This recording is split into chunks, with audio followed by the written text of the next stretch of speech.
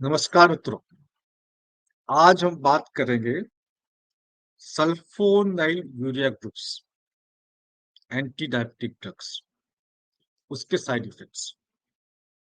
Metformin के बाद सबसे कॉमन एंटी डायबिटिक ड्रग्स को यूज होती है, वो होती है सल्फोनाइल यूरिया।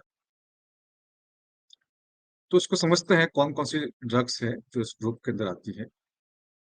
आपके सामने कुछ एग्जाम्पल रखते हैं। वैसे तो बहुत सारे ब्रांड है,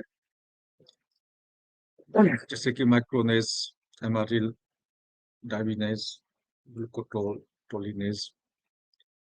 इसका जो कंटेंट होता है वो अलग-अलग है, जैसे कि ग्लाइब्यूराइड, ग्लिमिपिराइड, क्लोरप्रोपामाइड, ग्लिपिजाइड, टोल टोलाजेमाइड। साथ में दूसरी और भी है, जैसे कि टोलटेप, इसमें है टोलबुटामाइड, ग्लाइनेस, ग्लाइब्यूराइड, ग्लाइबिटा, ग्लाइब्यूराइड, डाइबिनेस, क्लोरप्रोपामाइड। तो ये जो ड्रग्स होती है, इन सब ड्रग्स को कहते हैं सल्फोनाइल यूरिया ड्रग्स। इस ग्रुप की ड्रग है। तो इसपे बहुत सारी ब्रांड और भी मार्केट में आती है, कुछ नाम है, अगर आप चेक कीजिएगा, अगर आपका कंटेंट इसमें मैच करता है तो ये ड्रग आप ले रहे हैं, तो आपको उसके बारे में साइड इफेक्ट की जानकारी होनी चाहिए, ताकि आपको पता चल सके कि आपकी ड्रग के क्या क्या साइड इफेक्ट हैं, और उस साइड इफेक्ट को होने पर पता चल सके कि कौन से ड्रग की वजह से साइड इफेक्ट आ रहा है। चलते हैं। तो सल्फोनाइल यूरिया जो है टाइप 2 डायबिटीज के ट्रीटमेंट में यूज होती है। और type 2 diabetes, the body doesn't use the hormone insulin properly, leading to elevated levels of the blood sugar। यानी कि इंसुलिन तो है बॉडी के अंदर, लेकिन इंसुलिन को प्रॉपरली यूज नहीं कर पा रही है हमारा बॉडी, हमारा शरीर इंसुलिन को सही तरीके से प्रयोग में नहीं ले पा रही है, जिसकी वजह से ग्लूकोज बढ़ जाता है। तो ये जो सल्फोनल यूरिया जो ड्रग्स है, ये increasing the release of insulin from the pancreas, तो पैनक्रियास से इंसुलिन को रिलीज करती है। तो साइड इफेक्ट क्या क्या है? कई बार तो ब्लड शुगर बहुत कम हो जाता है, तो साइड इफेक्ट स्वेटिंग, पसीना आना, डिजीनेस, चक्कर आना, कंफ्यूजन, नर्वसनेस, हार्ट बीट का इरेगुलर हो जाना, जो हार्ट बीट का बहुत तेज हो जाना, फैटिक, थकावट हो जाना, पेल स्किन, स्किन का पीला पड़ जाना, shakiness, anxiety, sweating, hunger, irritability, tingling और नपनेस ऑफ लिप्स, टंग्स, चिक्स, है ना, झंझनाहट। तो ये जो हाइपोग्लाइसेमिक साइंस एंड सिम्टम्स है, ये और अधिक वर्सनिंग हो सकते हैं। तो कंफ्यूजन, आपका बिहेवियर चेंज हो सकता है, दोनों हो सकते हैं। रूटीन टास्क करने में आपको समस्या हो सकती है। आंखों में ब्लरिंग ऑफ विजन, आंखों का जो विजन है वो ब्लर हो सकता है। सीजर्स, सीजर्स यानी कि दौरे पड़ सकते हैं। लॉस ऑफ कॉन्शियसनेस, कॉन्शियसनेस आपकी लॉस्ट हो सकती है, बेहोश हो सकते हैं। वेट गेन हो सकता है, फ्लूइड रिटेंशन हो सकता है, हंगर, भूख ज्यादा लग सकती है, स्किन रिएक्शंस हो सकते हैं। इसके साथ में स्टमक अपसेट, डार्क यूरिन हो सकता है, ट्रेमर्स, फ्लैटुलेंस, अधिक गैस बनना, हेडेक, सर दर्द, डोजीनेस, चक्कर आना, रेश, स्किन पे चकत्ते पड़ना, प्यूराइटिस, इचिंग वगैरह। फोटो सेंसिटिविटी, आपको जब धूप में निकलेंगे तो आपकी बॉडी को लगेगा कि आपको एलर्जी हो रही है, तो आपको सनलाइट सहन नहीं होगी। ये सब इसके साइड इफेक्ट्स।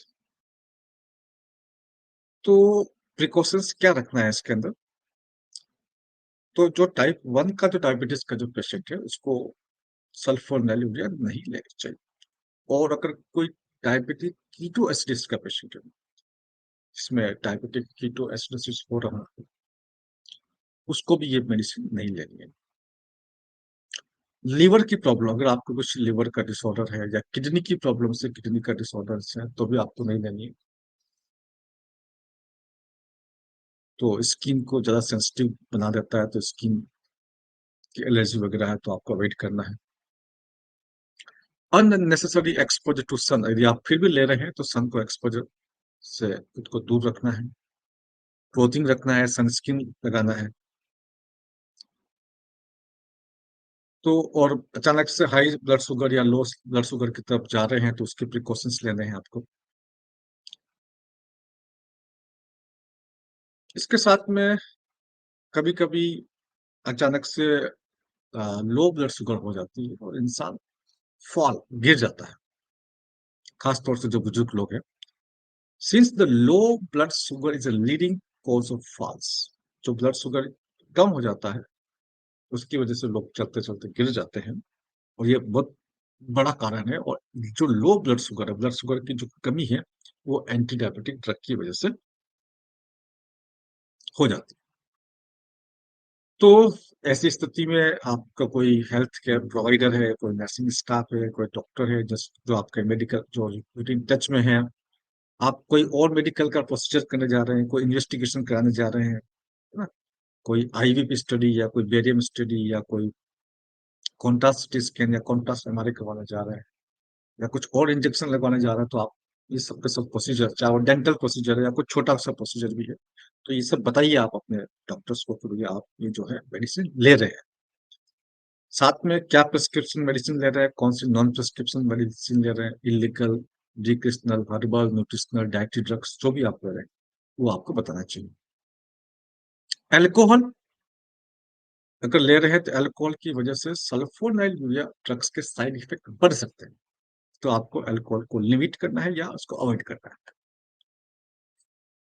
अगर प्रेग्नेंट है आप तो प्रेगनेंसी में ऐसा कहा जाता है कि जो सल्फोनाइल यूरिया जो होती है ये प्लेसेंटा के बैरियर्स को पार कर देती है, तो आपको अवॉइड करना है या आपको बताना है। अगर आप ब्रेस्ट फीड कर रहे हैं, आपका बच्चा छोटा है और आप उनको अपने दूध पिला रही हैं, तो ऐसी स्थिति में आपको विशेष ध्यान रखना है।